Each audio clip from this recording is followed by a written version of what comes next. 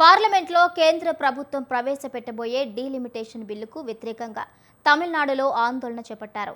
DMK ఆధ్వర్యంలో నల్ల దుస్తులు, నల్ల జెండాలతో నిరసనకు దిగారు. నమక్కల్లో తమిళనాడు సీఎం ఎంకే స్టాలిన్ నల్ల దుస్తులు ధరించి నల్ల జెండా ఎగురవేశారు. అంతేకాకుండా డీలిమిటేషన్ బిల్లు ప్రతిని కూడా దహనం చేసి వ్యతిరేకతను వ్యక్తం చేశారు.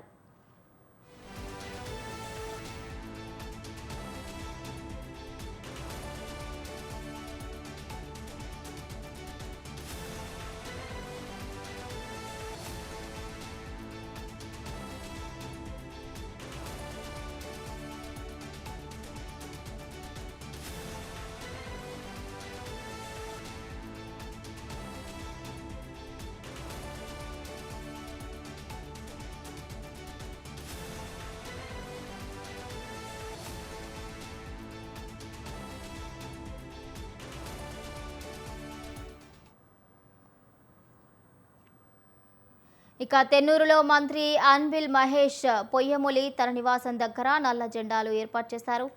టీవీకే అధినేత విజయ్ కూడా డీలిమిటేషన్ బిల్లును వ్యతిరేకించారు.